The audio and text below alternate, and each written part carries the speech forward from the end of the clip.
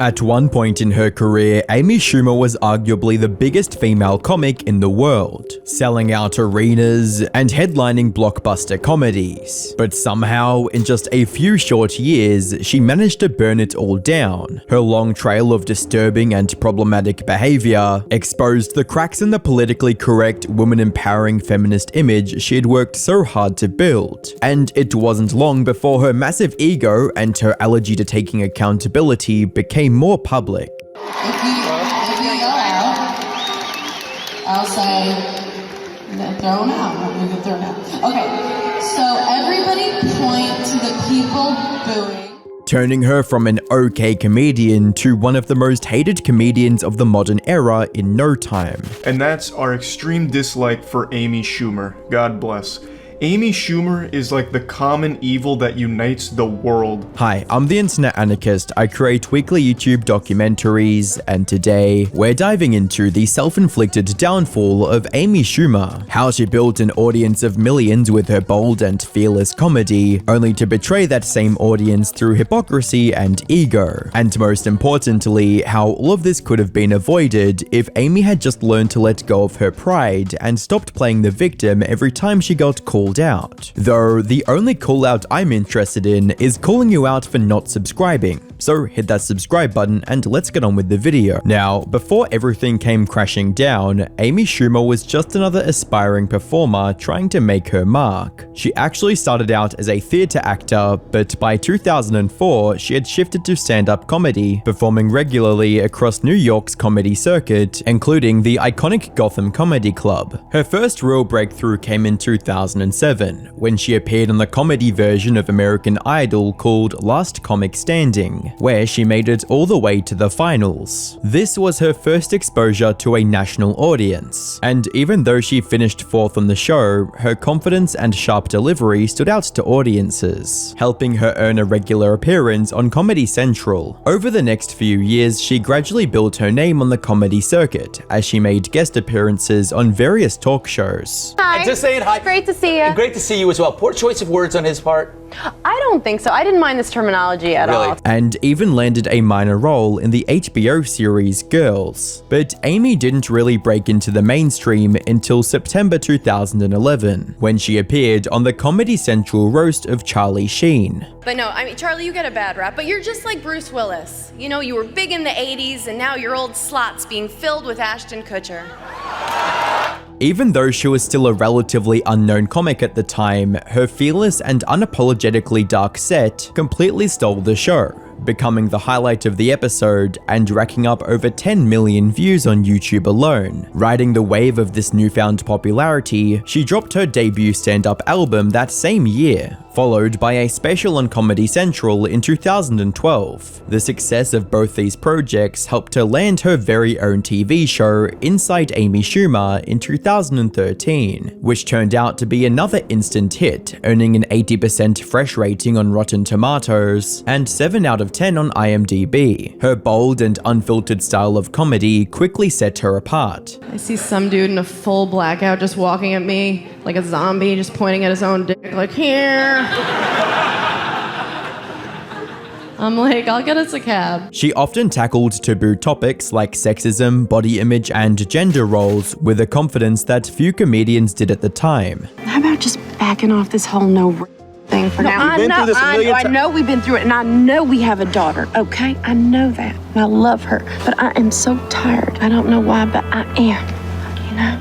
And this fearless approach made her a standout voice and established her as a feminist icon in the industry. By 2015, Amy Schumer had reached the highlight of her career, with her big Hollywood debut as a writer and lead in Trainwreck. The movie became a massive box office hit, turning her into a mainstream star and officially making her the highest paid female comedian in the world. But just as Amy reached the height of her fame, cracks began to show in her carefully crafted public persona, and that same boldness that made her a star was about to become the very reason for her downfall. The same year, The Guardian published an article titled "Amy Schumer, Comedy's Viral Queen," and while most of the article celebrated celebrated her meteoric rise and comedic success, it also highlighted something that many fans had overlooked until now: her downright racist remarks that went beyond simply making a joke. From calling Latina women crazy to generalizing Latino guys as sex offenders. The article argued how such humor contradicted the progressive feminist image she had built her career on, stating things like, "While there's no denying that Schumer is an incredible talent, the material that doesn't make the next morning's feminist Facebook shares doesn't fare quite so well under scrutiny. For such a keen observer of social norms, Schumer has a shockingly large blind spot around race." While Amy could have gracefully apologized for these jokes, she flat out rejected any criticism, posting a tweet that read, "I am a comic. I enjoy playing the girl who time to time says the dumbest thing possible, and playing with race is a thing we are not supposed to do, which is what makes it so fun for comics. You can call it a blind spot for racism or lazy, but you are wrong.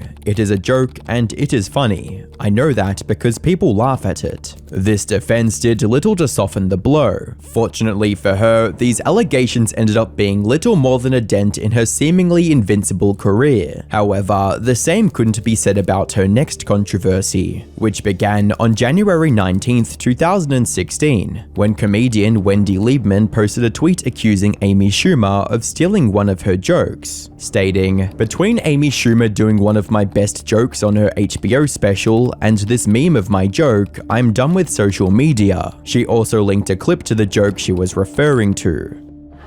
Maybe I'm old-fashioned, but I like it when the guy pays for sex. I mean that.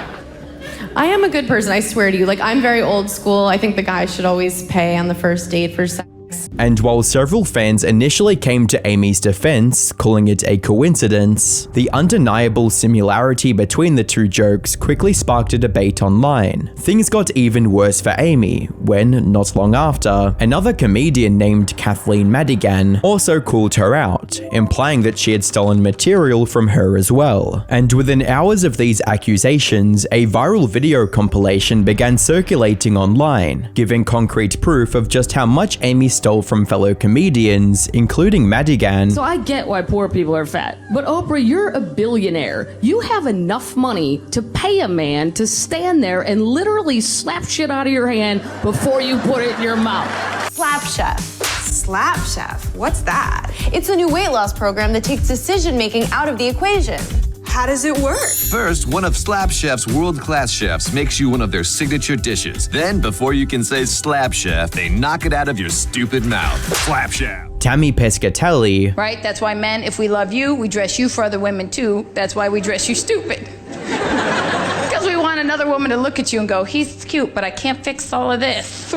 You dress him like that so nobody else wants to have sex with them? That's cool. And Patrice O'Neal. You have a gorilla masker? Gorilla mask? That's it. You come in the face, right? And then take some pubic hair and throw it at her.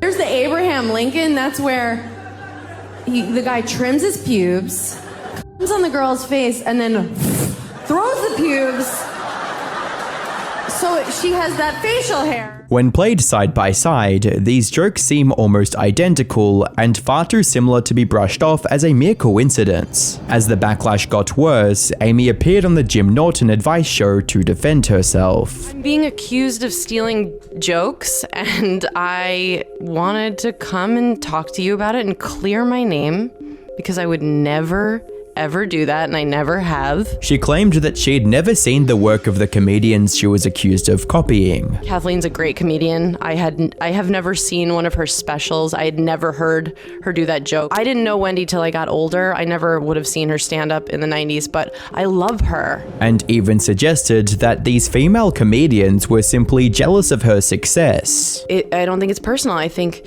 it's just hard to see someone doing well, and maybe they pick, like, you know, maybe Tammy pictured a different life for herself and a different outcome, and then so to see someone who's succeeding. This was one of, if not the worst response she could have given in this situation. Even outright admitting to stealing would have been less destructive to her reputation. And as you might imagine, most people did not buy a word she said. The video evidence was crystal clear, and her defensive tone only made things worse for her, with commenters stating, "Listening to this made me sick. There is no doubt she stole those jokes," as well as, "Wow, she's unbelievably full of herself now." So many points in this interview are obviously BS. Tammy Pescatelli also called out her hypocrisy more directly, stating, "What has always been amazing to me is that she purports to be a feminist and yet only steals from other female comedians. If we call her on it, we are jealous or career shamed. We want you to do well. Just do it with your own material."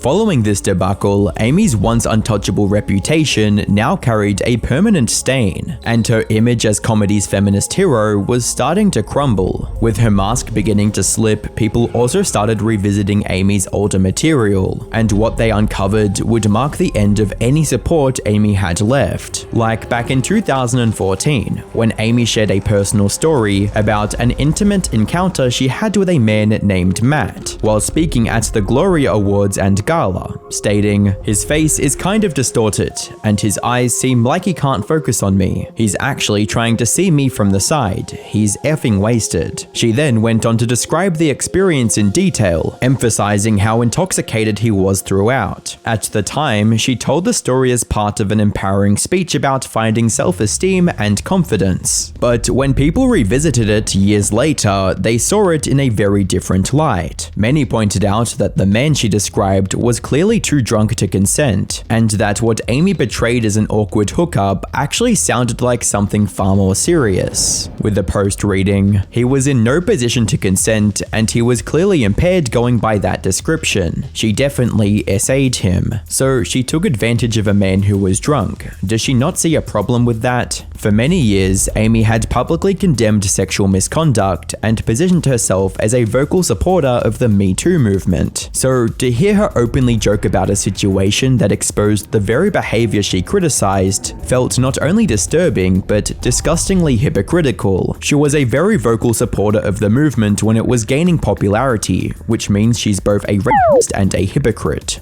Unfortunately, this wouldn't be the last time Amy Schumer shamelessly contradicted the very values she claimed to stand for. In fact, this pattern of hypocrisy can be traced throughout her entire career, including when Glamour magazine featured Amy's name on the cover of a special plus-sized issue alongside Ashley Graham, Melissa McCarthy, and Adele. The issue was meant to celebrate women who were chic at any size, but Amy had a major problem with being labeled as plus size, writing, "Plus size is considered size 16 in America. I go between a 6 and an 8. At Glamour Mag put me in their plus size only issue without asking or letting me know, and it doesn't feel right to me." She also implied that it could potentially impact young girls negatively, and while a portion of her audience supported her, others sensed inconsistencies in her argument. If there's nothing wrong with being plus sized, why would it be potentially harmful for young girls? Fat is beautiful. Don't call me fat, you fat shamer. Even Ashley Graham, who was also named along with Amy in the magazine, criticized these contradictions. "I can see both sides, but Amy talks about being a big girl in the industry. You thrive on being a big girl, but when you're grouped up in with us, you're not happy about it." That to me felt like a double standard. Though Amy later responded to Ashley's criticism, saying, "I totally understand Ashley's feelings. I don't group myself in with her because she is unbelievably beautiful." Her comment once again dodged any real accountability, and this moment perfectly sums up a repeating pattern in Amy's career. Whenever she's called out, instead of reflecting or owning up to her contradictions, she deflects the blame to protect her public image and ultimately her massive ego. This pattern was on full display in 2016, when, just weeks before the presidential election, Amy was performing a stand-up show in Tampa, Florida, and things took an unexpected turn. In the middle of her set, she stopped the show to single out an audience member who supported Donald Trump, mocking him in front of the crowd. I appreciate you coming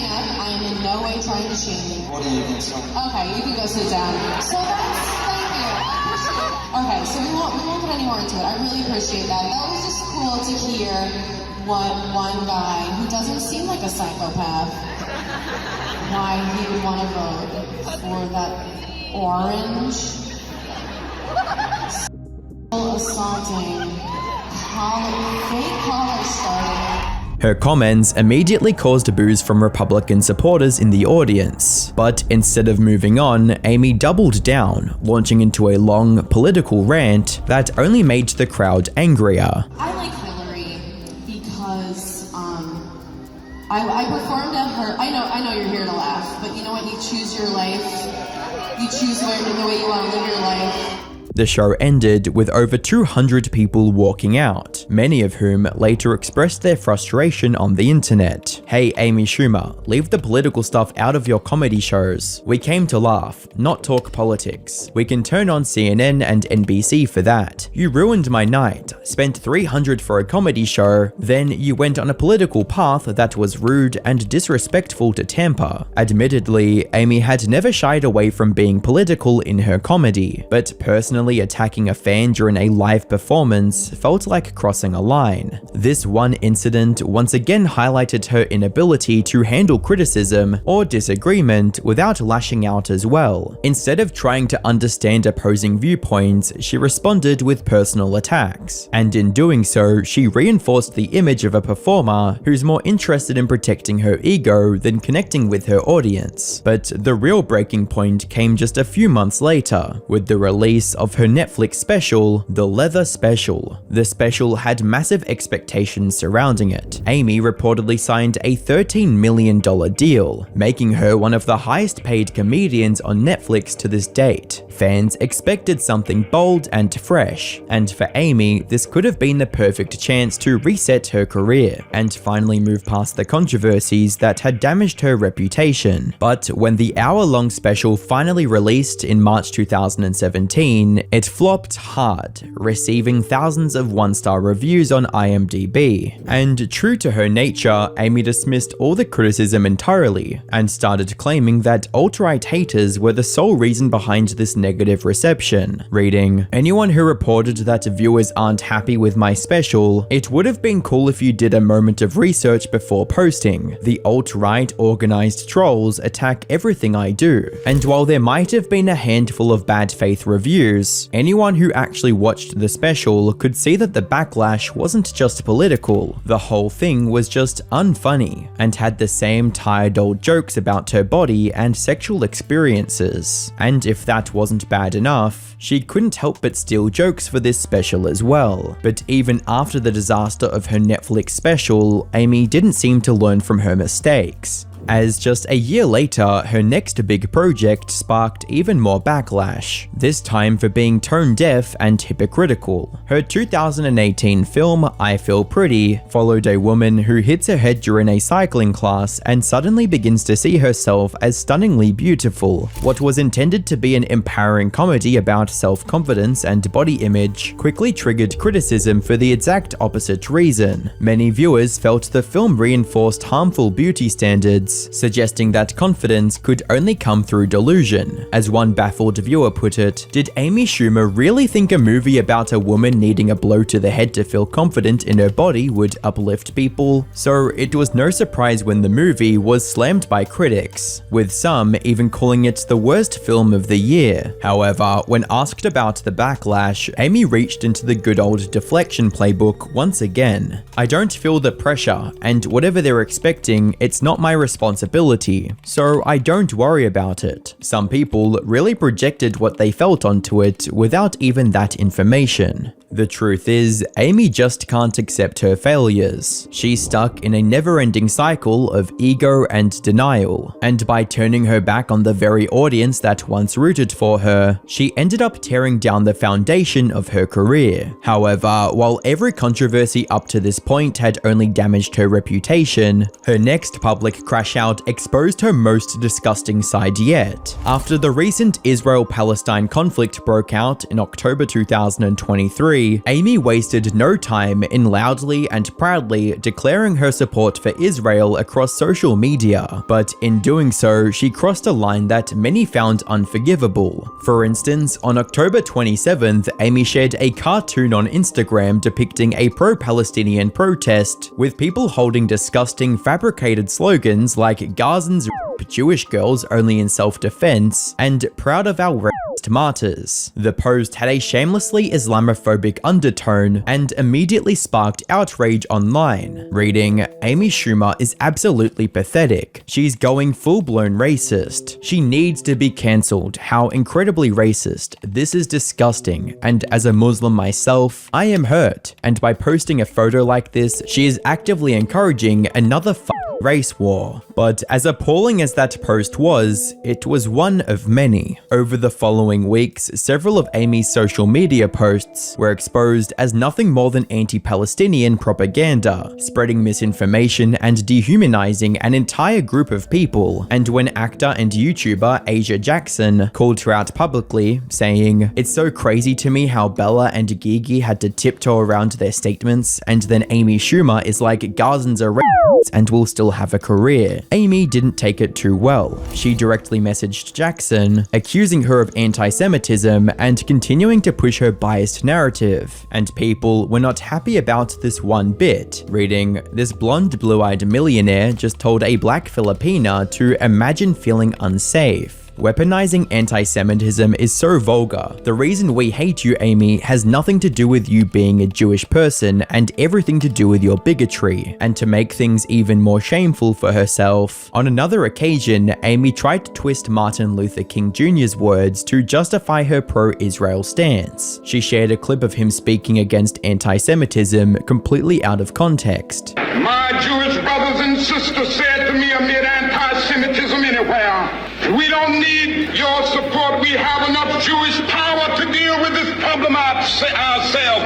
I would still take a stand against anti-Semitism because it's wrong, it's unjust, and it's evil." This instantly backfired when Dr. Bernice King, Martin Luther's daughter, personally called her out for misrepresenting her father's words. He also believed militarism, along with racism and poverty, to be among the interconnected triple evils. I am certain he would call for Israel's bombings of Palestinians to cease, for hostages to be released. At this point, Amy's hypocrisy had come full circle. The same racist undertones that were first called out nearly a decade ago in the Guardian article have now evolved into blatant bigotry, fully exposing the truth behind her so-called progressive persona. What began as mild criticism of a few off-color jokes had snowballed into a pattern of arrogance, ignorance, and deep-seated prejudice. And the same pattern eventually destroyed everything Amy had once built. The complete failure of her most recent film, Kinda Pregnant, only serves another nail to that coffin, and the proof that whatever connection Amy once had with the audiences is now completely gone. In the end, Amy Schumer's downfall wasn't the result of bad luck, cancel culture, or internet hate. It was the inevitable outcome of a woman who refused to listen, who cared more about protecting her fake public image than growing from her mistakes, and only if she'd learned to take criticism instead of deflecting it, Amy Schumer's story could have ended very differently, just like Morg's, who refused to grow up with his audience and ended up losing everything. Click the video on screen to find out more.